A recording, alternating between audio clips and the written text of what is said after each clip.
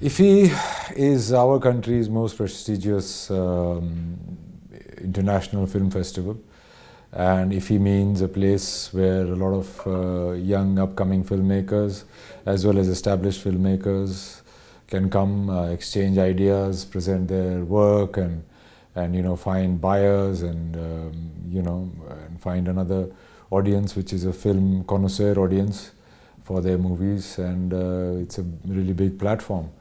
It's the biggest Indian platform, and it's the biggest Asian film festival, so it means a lot. And I'm very happy that my film opens the panorama section of the Indian movies. And yeah, I've been here before once for another movie of mine, Tera Kya Hoga Lovely, last year. In fact, I wanted to open the 10-minute preview of my film last year in IFFI, to get more interest going and more wider audience and market. But I was not able to do that because of a lot of internal bullshit that was. Well, here they can have a lot of people preview the film, and a lot of audience that watch the film, which is industry professionals, film enthusiasts, film critics, and a lot of things. So it's a good platform to start off your campaign with, or to find buyers with. And also you get to see a lot of different films from across the world and India, which is, filmmaking as any other profession, in spite of it being such a passion for a lot of people, is something which requires steps and ways of doing it. So this is a good place to come and learn about other films, filmmakers, and how films are sold, how you can find alternate films, indie films also can find a lot of buyers and markets across the world, which a conventional distribution platform might not be able to provide them. This year they have instituted an award for debutant directors. Unfortunately, we were not even aware of it. So they should have made more people aware of it. And but there is a section this time, and I wish I was in a part of that, selection. But we were not able to apply because we were not aware. But that is a very important thing, because ultimately, of all the people involved in filmmaking, it is the director who is the captain of the ship, and they should be recognized and awarded. I myself have turned director this year, and this is my debut film. And it's been a great leap from just being an actor to be the captain of the ship. And when usually I ask people, did you watch the movie, and they say yes, I never ask them what they think of my performance. I always ask them, how was the movie? Because there's a lot more at stake as a storyteller and a filmmaker this time around for me. Well, first and foremost, we have to tell more of our own stories, our own way. We have to find our voices, our individual voices, our indigenous voices, so that we can tell the world more stories about us, about our glorious past and our very promising future. What has happened across the world is that Americans have been the biggest users of this soft power. Hollywood has used this soft power to glorify and also to put a carpet on all their not so good deeds as well. And Americans are always the good guys. Americans are always the most powerful guys. Americans are always the ones who go save the day, which is not necessarily the case. But that is the image that America has been able to put forth. And I think Indian movies and Indian Bollywood, or Indian films in general, can or should be used as that tool to glorify our country, our culture, our languages, our indigenous practices, and all those things. So we are not using our soft power enough, because the commercial films are guided by the weekend, by Fridays, and the other films are not getting enough leverage, enough distribution, enough eyeballs across the world due to the lack of distribution and marketing and buying power. People come in buying those films. So we should use our thing, and my movie Savarkar is one such movie which highlighted the other part of the freedom struggle, which was not just non-violence. Image across the world for Indians is that if you put one cheek, if you get slapped on one cheek, you'll put the other cheek forward too.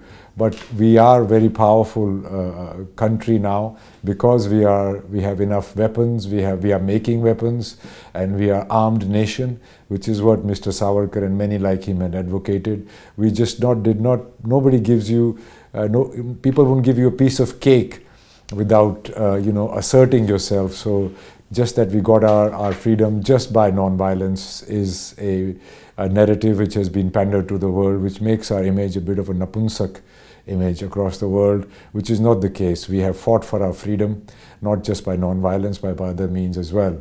And today, Mr. Savarkar's idea of a Sashastra Bharat, of an armed Indian state, is there. We are making weapons. We have a great standing in the world, not just because of our diplomacy, but also because of the fact that we are an armed nation, and a very powerfully armed nation. We are somebody to reckon with, and you cannot walk all over us. So I try to change that narrative. My movie is actually quite a rebellious movie in that sense, but it's just about a right-winger, so it's not counted as rebellious and propaganda, which is very, very sad. Well, Indian movies are facing this problem because they are basically project-making ventures, which, while making the project or putting together a project, not necessarily the best team comes on board, but what people perceive as a commercial thing, and they don't necessarily make the best movies. And when that happens, when it becomes a rather downgraded technical cinema, and very broad, basic storytelling, then of course people are getting bored of it. But whenever there is a movie like a Pushpa or a Kantara or all these movies that come forth, which really focus on our indigenous culture, our larger majority of population, then those movies do well. And movies have also become a bit about spectacle, but good storytelling, good execution, having the right people on board to tell that particular story. The more we do that, the more people will come and watch the movies. Well, I could not name anybody in particular right now, but there are many filmmakers. What happens is the old guard always wants them to fall into line of their vision and what has been accepted so far. But young people are finding their voices. I am one such filmmaker who's found a voice of my own in storytelling, and I have tried to change the way biopics are usually made in our country. I've used different forms, I've broken the fourth wall, and many such experiments which enhance the movie watching experience, not just because of the content, but also because of the new techniques that are used to make the movies. And that is what's going to be the future. Because India is a young country. India has some 60-70% population, which is very young, and they are consuming content from across the world, and we have to up our technical game and our storytelling and find more innovative ways of saying it, because people get bored of the run-of-the-mill thing.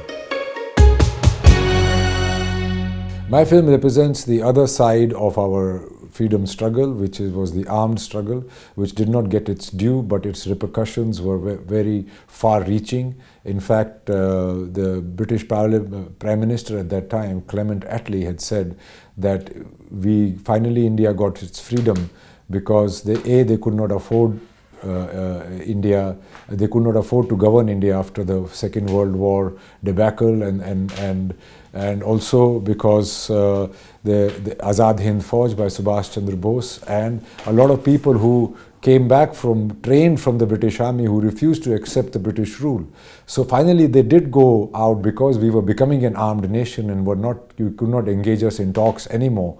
So my movie is an effort to highlight that, an effort to not demean the other people, not demean the non-violence people, but also to give the due to the armed struggle that happened in our country, and so many people were, put to the gallows or hung or put in jails like Kalapani for years on end. So what about those people? Those people have certainly not got their due, and my movie was an attempt to bring them into the light. Not only Mr. Savarkar, but all the people who participated in the armed revolution, which is the thing. Even in all across the world, like today, we make a movie about the guy who made the atom bomb, Oppenheimer. Right. Similarly, there are other things in our parts of our culture, in our history. Those stories should come to forth. And this was a rebellious attempt of mine to challenge the narrative, which has been the fulcrum of our education, of our history, and everything. So I wanted to challenge that, and I wanted to challenge it very boldly. And Mr. Savarkar was a great subject for it. Well, the biggest reaction that was very palpable in your face was the fact that people at the end of the movie clapped like it as if they've just witnessed a live theatre performance. That was a big thing. That was a big boost to me as a storyteller. And also the reaction was like, oh my God, we didn't know this. And a lot of reaction was that, hey, we have been only told half truth or one side of the truth. So that was a very big thing. And of course, people were really reacting on the performances of all actors, including me, and the technical aspects of the film, the background, the cinematography, even the editing. So it was a very nouveau take at that, and I'm very glad that I got such a great reception. And though we got our censor certificate on Thursday night, and we didn't even get enough shows. Our movie released at the times of election, unfortunately, though I tried it not to. It got a sheen of propaganda, which people, once they saw the movie, they saw through it. We got no organizational support from anybody, so I don't know how people came to that conclusion. But the biggest takeaway was that this is not a propaganda film, it's a properly made film with a great narrative. A lot of our movies ape the West.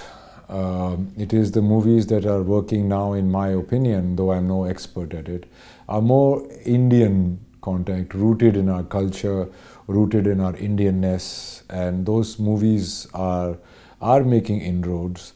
The best way is to able the writers, to pay them more, for producers to take a risk on more variety of subjects. Actors taking a risk on more variety of roles than just playing themselves in every movie, and then for directors to come up with innovative and technically with it filmmaking process to cut across. Filmmaking is a collective process. So it has to be addressed at all levels. It just cannot be from one department or that. But definitely the actors on whose name movies are budgeted and producers who put in the money to take those risks, they have to be a bit more risk-taking, and that is the only way forward. Because if we keep dwelling in our comfort zones and the sure shot hit formulas, there cannot be any growth as such.